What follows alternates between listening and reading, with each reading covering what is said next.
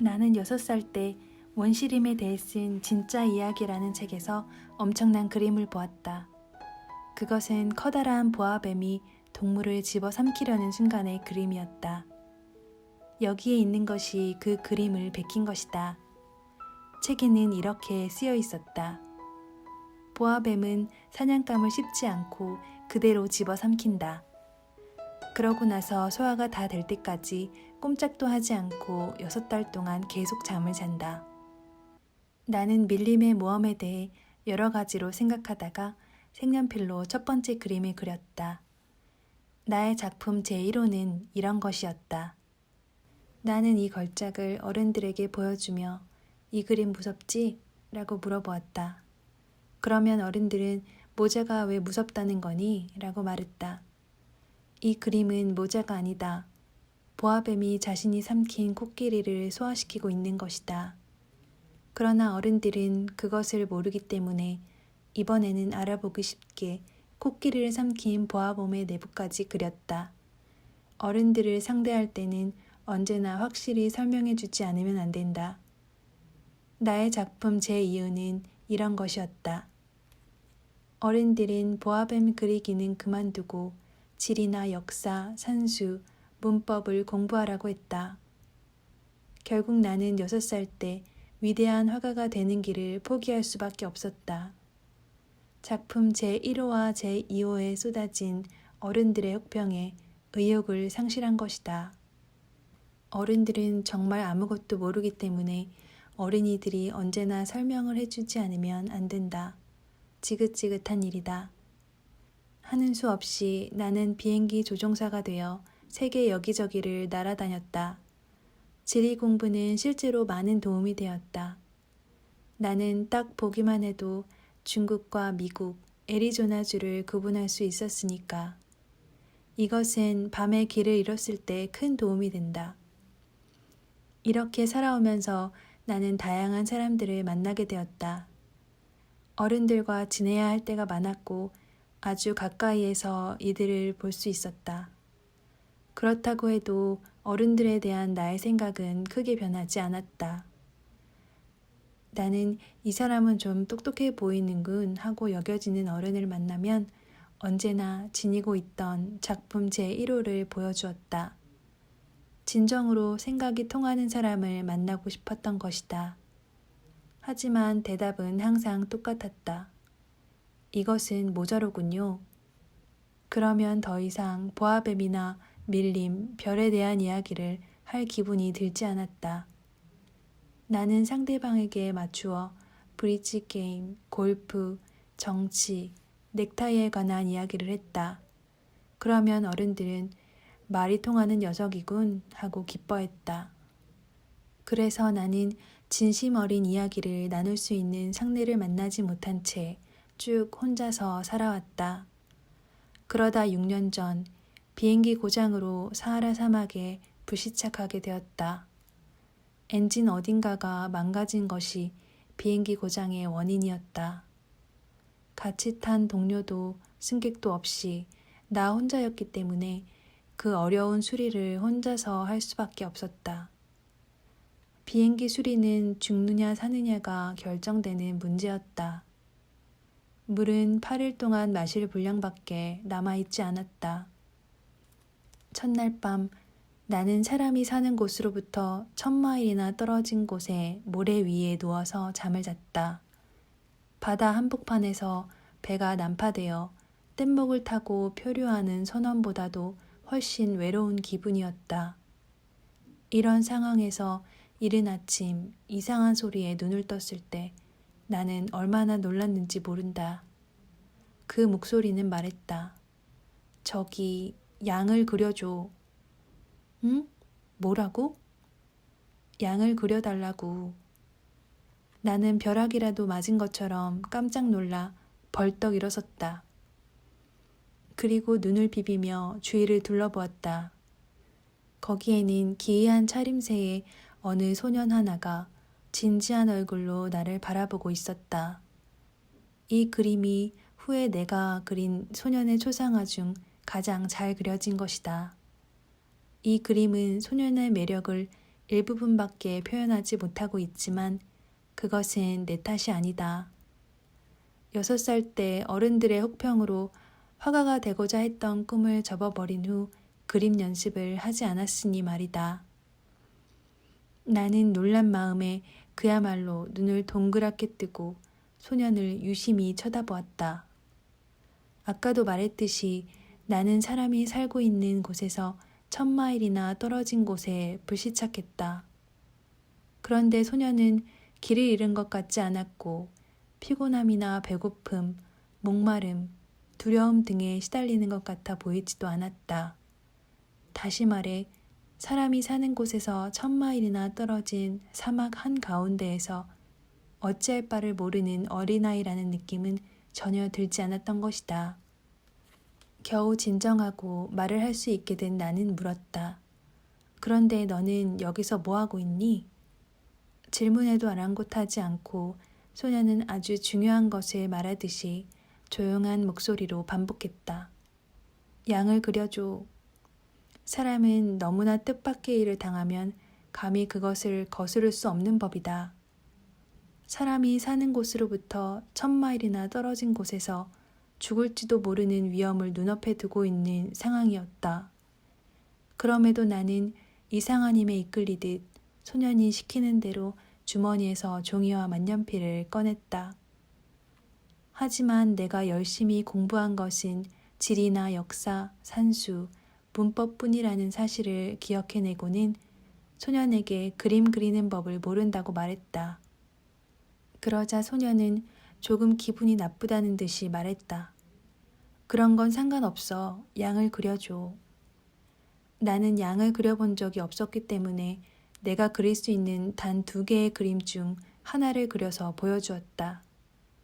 그것은 코끼리를 삼킨 보아뱀을 그린 그림 중 속이 보이지 않는 것이었다. 나는 소년의 대답을 듣고 깜짝 놀랐다. 아니야. 코끼리를 삼킨 보아뱀 그림 같은 것은 원하지 않아. 보아뱀은 위험한 데다가 코끼리는 자리를 너무 많이 차지해.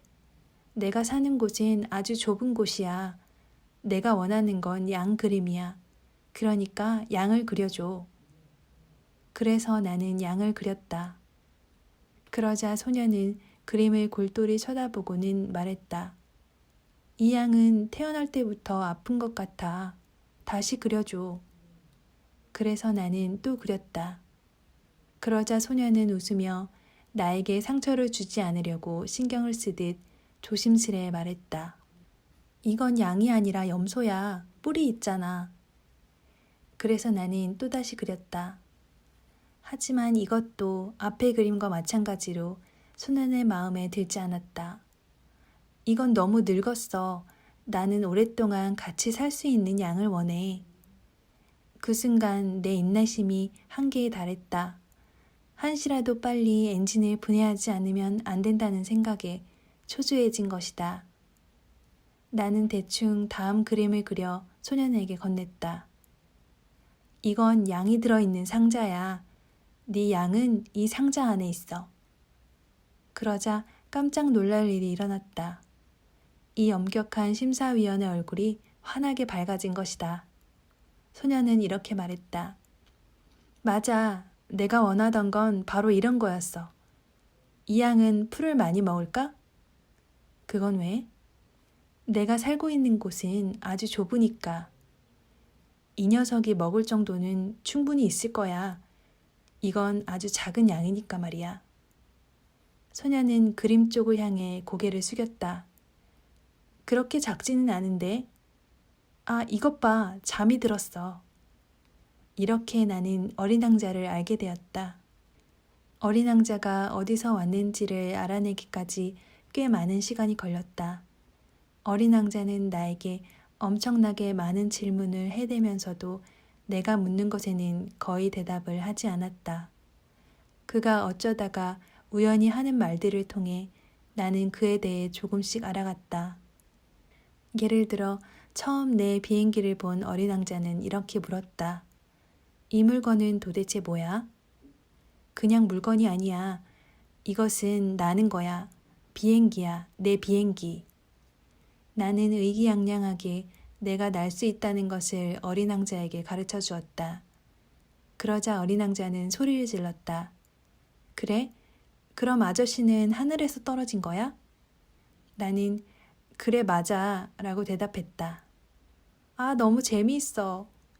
어린 왕자가 그렇게 말하고 깔깔대며 웃었기 때문에 나는 기분이 무척 상했다.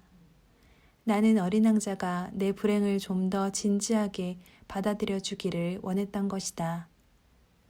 그러고 나서 어린 왕자는 이렇게 말했다. 아저씨도 하늘에서 왔구나. 어느 별에서 왔어? 그때 나는 어린 왕자가 여기에 있다는 불가사의한 사실에 한 줄기 빛이 비치는 것 같은 느낌이 들었다. 나는 곧바로 물어보았다. 너는 어느 별에서 왔니? 하지만 어린 왕자는 대답하지 않았다. 내 비행기를 뚫어지게 보며 고개를 살짝 흔들었을 뿐이었다. 이런 걸 타고 왔다면 그렇게 멀리서 온 건 아니겠구나. 그 후 어린 왕자는 아주 깊은 생각에 빠져들었다. 그리고 주머니에서 내가 그려준 양을 꺼내어 아주 소중한 것인 양 바라보며 무언가를 생각하고 있었다. 다른 별에 대한 이야기를 듣다 말게 된 내가 얼마나 그 이야기를 궁금해했을지는 쉽게 상상할 수 있을 것이다. 나는 그 이야기를 더 끌어내기 위해 여러 가지 시도를 해보았다. 이봐, 너는 어디서 왔니? 네가 말하는 내가 사는 곳은 어디야? 그 양을 어디로 데리고 갈 거니? 얼마간 아무 말 없이 생각에 잠겨있던 어린 왕자가 말했다. 이 상자의 좋은 점은 밤에는 양의 보금자리가 될 수 있다는 거야. 그건 그래. 말을 잘 들으면 낮에 양을 메어 놓을 수 있는 줄도 그려줄게. 그리고 그 줄을 메어 놓을 수 있는 말뚝도. 나의 제안에 어린 왕자는 깜짝 놀랐다. 양을 묶는다고? 이상한 생각을 하네. 하지만 묶어두지 않으면 양이 자기 멋대로 도망가 버릴 거야. 내가 말했다. 내 말에 어린 왕자는 또다시 깔깔대며 웃었다. 어디로 가는데? 어디라니 계속 앞으로 걸어가는 거지.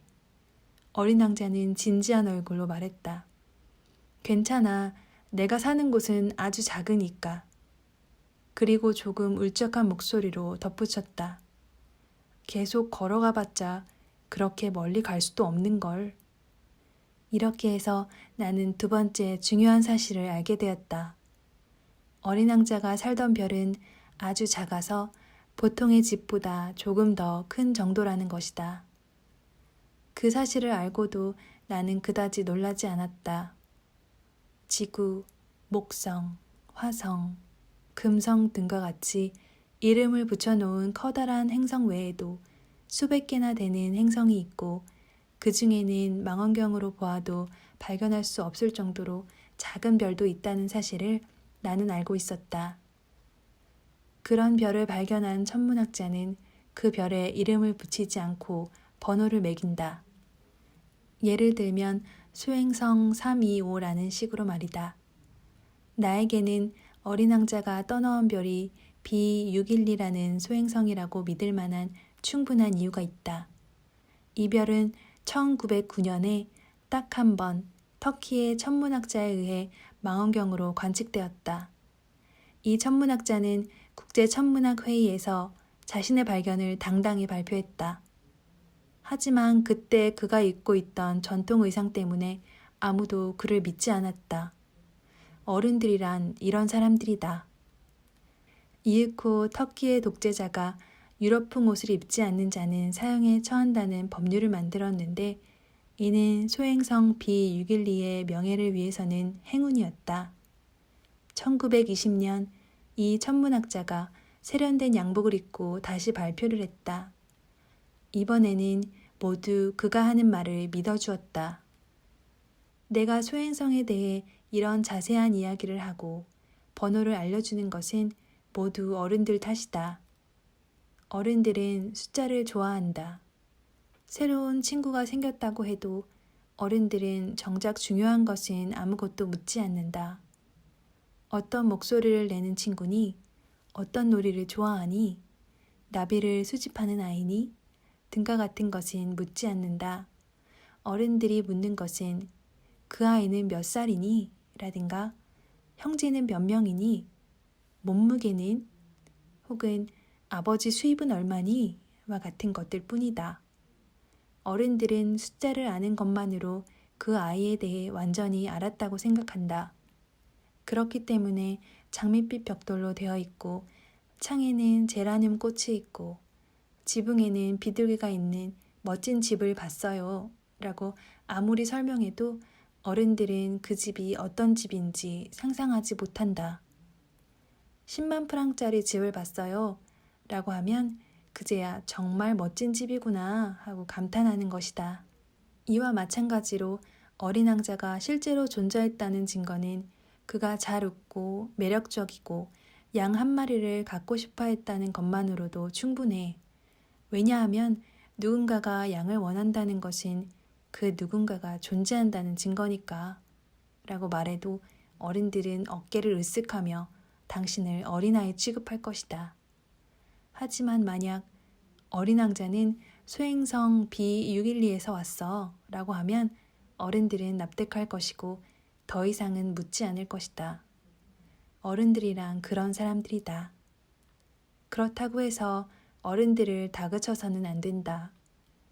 어린이들은 어른들을 대할 때 관대해져야만 한다. 하지만 우리처럼 삶의 의미를 아는 사람들은 숫자 따위는 아무래도 좋다.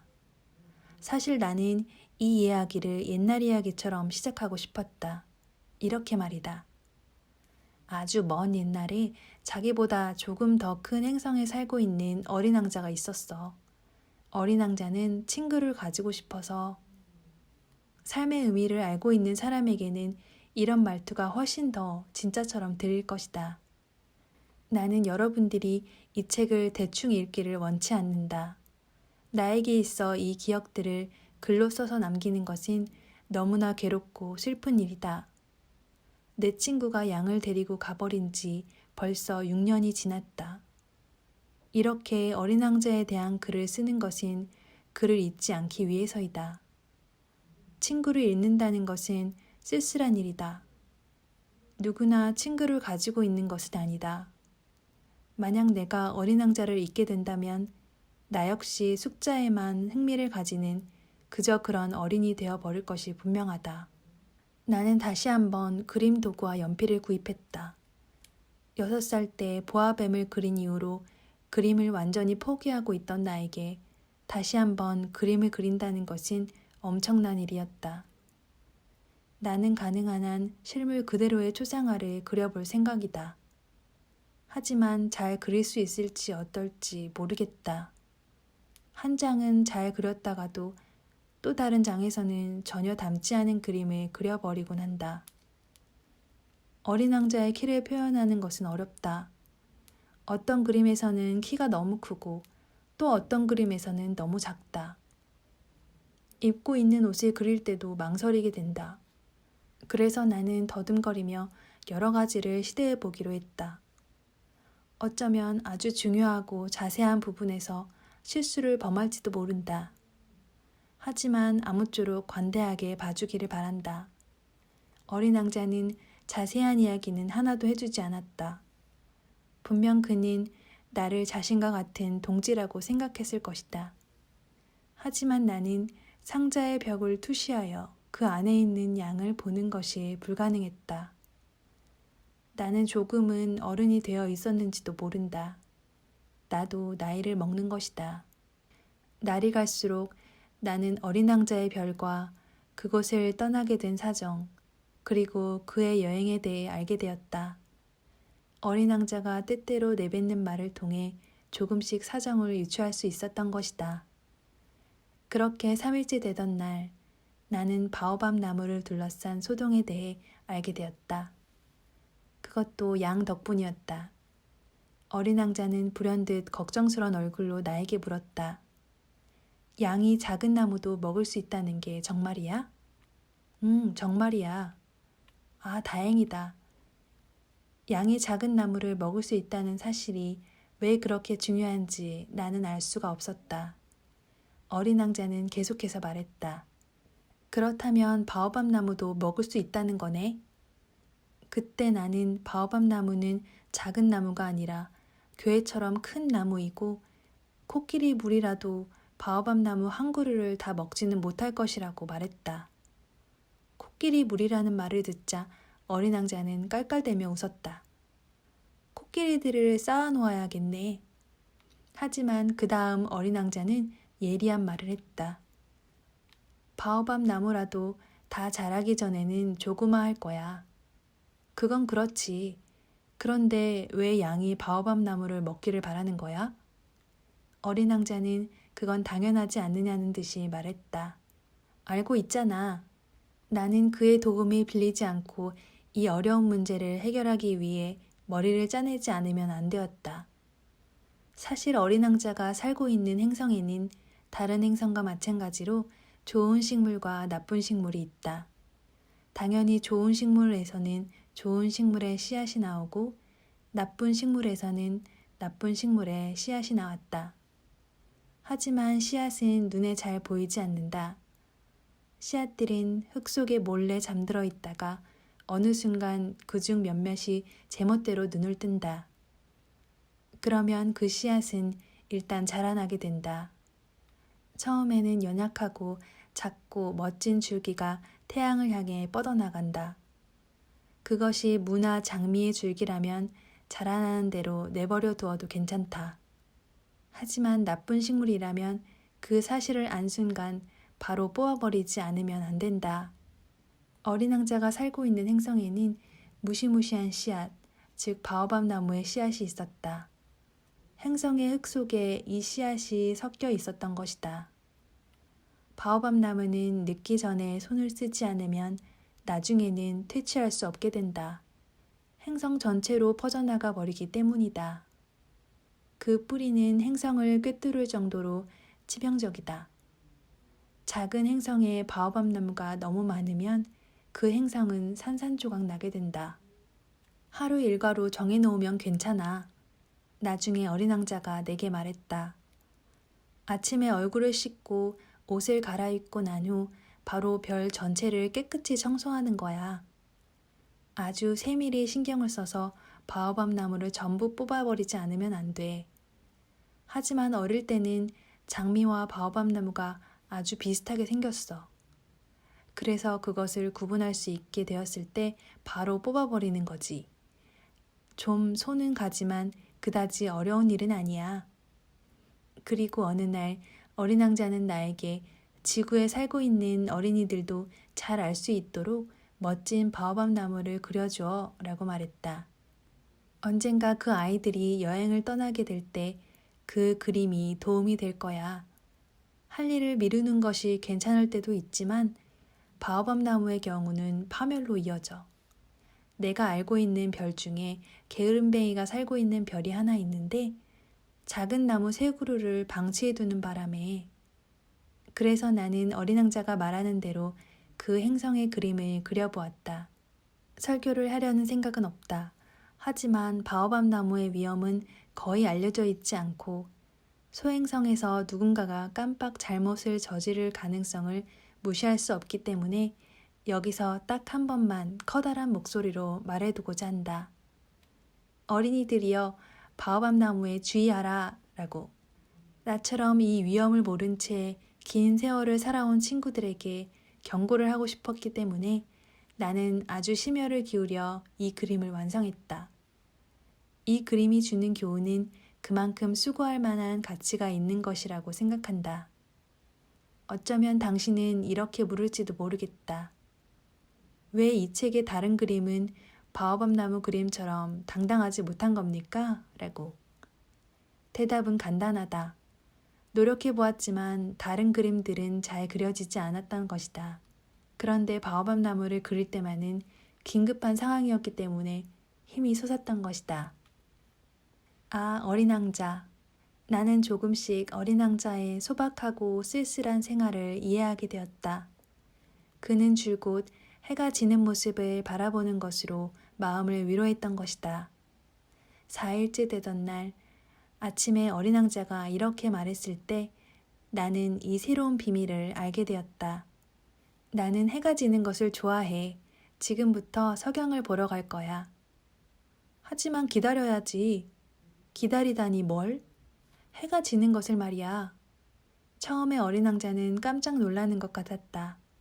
그리고 혼자 웃기 시작하더니 나에게 말했다. 내가 살던 곳에서 떠나왔다는 사실을 깜빡했어. 누구나 알고 있겠지만 미국이 정오가 될 때 프랑스에서는 해가 저문다. 만약 1분 만에 프랑스에 갈 수 있다면 석양을 볼 수 있을 것이다. 단 문제는 프랑스가 너무 멀다는 것이다. 하지만 어린 왕자의 작은 행성에서는 의자를 몇 발자국 옮기기만 하면 된다. 석양을 보고 싶다고 생각하면 언제나 해지는 광경을 볼 수 있는 것이다. 언젠가 하루에 44번 해가 지는 것을 본 적이 있어. 어린 왕자는 이렇게 말하고 다음과 같은 말을 덧붙였다. 나는 외로울 때면 해가 지는 게 보고 싶어지니까. 44번이나 해가 지는 것을 보았을 때는 그렇게나 많이 외로웠던 거야? 내가 물었다. 어린 왕자는 아무 대답도 하지 않았다. 5일째 되던 날, 나는 언제나처럼 양 덕분에 어린 왕자의 비밀을 하나 더 알 수 있었다. 오랫동안 계속 생각해오던 문제인 것처럼 어린 왕자는 뜬금없이 나에게 이렇게 물었던 것이다. 양이 작은 나무를 먹는다면 꽃도 먹을까? 양은 보이는 건 뭐든지 먹어. 가시가 있는 꽃도? 가시가 있는 꽃도 먹어버리지. 그럼 가시는 왜 있는 걸까? 내가 그런 것을 알 리가 없다. 나는 엔진의 나사를 푸는 데 필사적이었다.